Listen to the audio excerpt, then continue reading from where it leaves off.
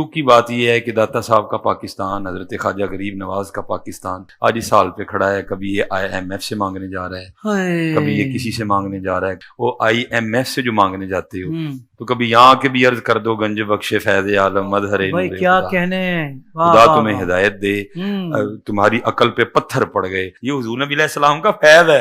ادھر سے نہیں خزانے ختم ہو گئے. انما انا قاسم اللہ یؤتی، یہ نہیں ختم ہوگا. کہنے والے بھی سلطان الہند ہیں.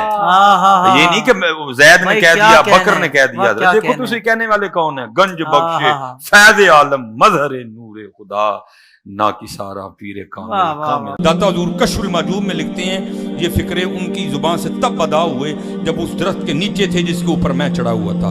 آپ فرماتے خدا کی عزت و عظمت کی قسم، پورا درخت، اس کی ٹہنیاں، اس کا تنا، اس کی جڑیں بھی سونے کی ہو گئی. سارا ہی سونے کا ہو گیا. اب وہ جو ہے نا وہ مٹی اٹھانے کے لیے نیچے ہوا، تو نیچے دیکھا تو زمین سونے کی. زمین سونے کی. حضرت یہ کیا ہوا؟ دائیں دیکھا تو سونا، بائیں دیکھا تو سونا، آگے دیکھا تو سونا، پیچھے دیکھا تو سونا. اب بابا جی نے کام کیا تھا، کیوں نہیں مٹی دیا ٹیما پھڑان دیا. اور کہتا ہے حضور کہاں سے پکڑاؤں، مٹی ہے ہی نہیں، جہاں تک نظر جاتی سونا ہی سونا ہے. بابا جی ایک سوال ہے بابا جی، اگر آپ ہوا میں سونا نکال سکتے ہیں بابا جی تو دیش کی غریبی کیوں نہیں مٹا دیتے بابا؟ جواب بابا جی، جب آپ خود سونا نکال سکتے ہو تو ہم لوگوں سے چندہ کیوں لیتے ہو بابا جی؟ جواب ہری اوم ہری اوم ہری اوم. یہ رانگ نمبر ہے، یہ رانگ نمبر ہے. آپ سے تو یہ کہہ رہے ہیں جناب کہ جی IMF سے کیوں قرضے مانگ رہے ہو، اور خود تمہارے سارے بزرگ مرے ہوئے اور زندہ چندے عوام غریب سے مانگتے ہیں. اس وقت نہیں شرم آتی؟ عام بندے بیمار ہوتے ہیں، ان کو درباروں میں لے کے جاتے ہو، اور درباروں میں بیٹھے ہوئے بیمار ہوتے ہیں تو انہیں آغا خان اور شفا انٹرنیشنل لے کے جاتے ہو. اس وقت لے جایا کرو نا وہاں پہ اور کہا کرو گنج بخش فیض عالم مظہر نور خدا. آج تک سنیا جائے کہ سیاح جے تو ہنو کہانی پیچھے لایا نے آپ انہوں نے پتا بھی کیا ہوتا ہے، کچھ بھی نہیں ہوتا. حکمران تو آپ کی نظر میں فاسق ہیں، فاجر ہیں، مجرم ہیں. آپ تو نیک روحیں ہیں نا، ساری نیک روحیں پاکستان کی اکٹھی ہو کے جائیں درباروں میں اور جا کے ان سے ریکویسٹ کریں کہ جی ہمارا یہ IMF کا قرضہ اتار دیں، ہماری بجلی پوری کر دیں. 1965 تک تو آپ راوی کے پل پہ آ کے بم پکڑتے تھے. آپ کے دربار پہ بم ٹھوک کے چلا گیا ایک بندہ، وہ آپ سے نہیں پکڑا گیا. ہو سکتا ہے ان دنوں میں آپ کسی وزٹ کے اوپر ہوں تو مہربانی کریں اب تو اس ملک کے اوپر کوئی نظر کرم فرمائے. پوری دنیا میں بابوں کے جتنے واقعات ہیں نا جو مصباحی صاحب بھی سناتے ہیں، یہ کتاب 800 سال پہلے فرید الدین عطار نے لکھی ہے، جس کو منگولوں نے قتل کیا تھا. میں بھی منگولوں کی اولاد ہوں ہاں، لیکن اس ٹائم وہ کافر تھے، اللہ نے ان کو مسلط کیا مسلمانوں پہ. اب اسلام کی دولت سے سرفراز کر کے مجھے مسلط کر دیا ان کے اوپر. تو خود یہ نگاہیں مارتے رہے، اور جب منگول آئے تو منگولوں نے نگاہ نہیں ماری، تلوار مار کے بٹ چڑھے ساری. انہوں کی نگاہ ہوتے ہی رہ گئی. تو فرید الدین عطار نے تذکرۃ الاولیاء میں بازید بستامی کے بارے میں لکھا ہے کہ لوگ ان کے اوپر خام خواہ الزام لگاتے ہیں، ان کے منہ سے تو اللہ بولتا تھا. اگر انہوں نے یہ کہہ دیا کہ قیامت کے دن محمد اور تمام نبی میرے جھنڈے کے نیچے ہوں گے تو اس سے کیا فرق پڑتا ہے؟ وہ تو اللہ ان کے منہ سے بول رہا تھا. جی سورہ توبہ پڑھے. سب سے کرٹیکل جنگ نبی علیہ السلام کی مبارک زندگی کی غزوہ تبوک، 1.5 لاکھ کی فوج لے کر کیسر روم عرب کے بارڈر پہ آ گیا، دنیا کی سب سے بڑی سپر پاور. اور نبی علیہ السلام کے پاس صرف 30,000 جانثار صاحب ہیں جن کے پاس سامان بھی پورا نہیں ہے، اور مخالفت میں 1.5 لاکھ کا لشکر. باقی صاحب ہیں جا نہیں سکتے ساتھ.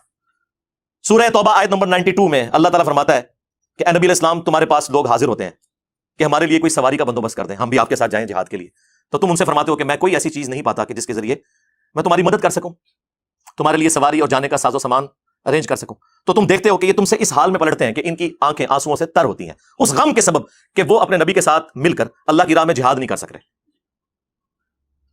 تو اس وقت حضور علیہ السلام نے تو نہیں اوپر دیکھا تو سونا، درخت دیکھا تو سونا، ادھر دیکھا تو سونا. وہ تو ترمذی میں اوپر تلے 2-3 احادیث موجود ہیں کہ سیدنا عثمان غنی رضی اللہ تعالیٰ عنہ علیہ السلام نے اپنی جو دولت تھی حضور کے قدموں پہ نشاور کی تبوک کے موقع پر، اور نبی الاسلام نے انہیں جنت کی بشارت سنائی. نبی الاسلام کی تو کہیں یہ تعلیمات نہیں ہے کہ آپ کو پیاس لگے تو آپ جو ہے وہ 10 دفعہ دروشی پڑھ لیں، بھوک لگے تو 10 دفعہ آپ سبحان اللہ وبحمدہ سبحان اللہ العظیم پڑھ لیں.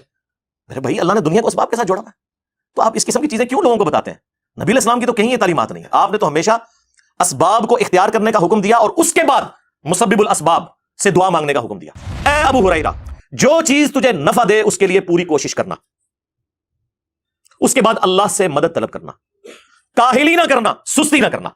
پھر بھی تیرے خلاف رزلٹ آ جائے تو پھر کہنا جو اللہ کی مرضی، اگر مگر نہ کہنا، اگر مگر شیطان کا دروازہ کھول دیتا ہے. لیکن یہ اینڈ پہ ہے، کوشش پوری کرنا، پھر اللہ سے مدد طلب کرنا. ہاں گنج بخش فیض عالم نہیں، اللہ سے مدد.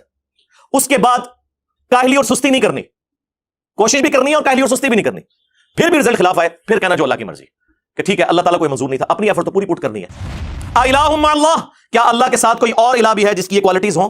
قلیلا ما تذکرون، بہت کم بھی تم نصیحت حاصل کرتے ہو۔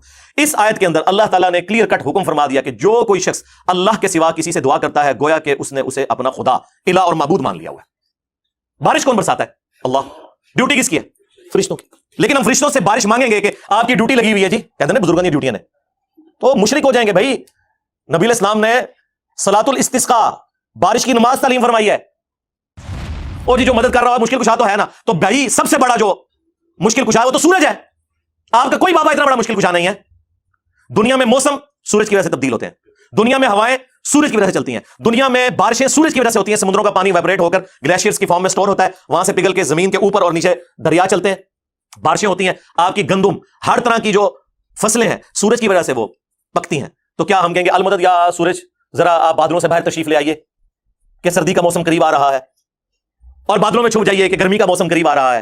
ہاں بھائی، یہ نہیں آپ فرشتوں کو بھی نہیں کہہ سکتے کہ فرشتوں یہ پیغام دے دو، نہیں، آپ کہیں گے اللہم صلی علی محمد وعلی آل محمد۔ اور ہمارے نبی علیہ السلام کو اللہ تعالیٰ قرآن میں فرما رہا ہے وَإِذَا سَأَلَكَ عِبَادِي عَنِّي فَإِنِّي قَرِيبٌ، اے نبی جب کبھی بھی میرے بندے آپ سے میرے بارے میں پوچھیں تو فرماؤ میں تمہارے بالکل قریب ہوں، اجیب الدعوۃ الداعی اذا دعان، ہر پکارنے والے کی پکار کو سنتا ہوں جب وہ مجھے پکارے۔ فَلْيَسْتَجِيبُوا لِي وَلْيُؤْمِنُوا بِي لَعَلَّهُمْ يَرْشُدُونَ، لیکن انہیں بھی چاہیے کہ میرا حکم مانیں، مجھ پر ایمان لائیں جیسا کہ ایمان لانے کا حق ہے، پھر وہ رشد و ہدایت پا جائیں گے۔ یہ ون وے ٹریفک نہیں ہوگی۔ ادعونی استجب لکم، اے میرے بندوں مجھ سے مانگو میں قبول کرنے والا ہوں۔ ان الذین یستکبرون عن عبادتی، بے شک جو لوگ میری عبادت سے تکبر کرتے ہیں۔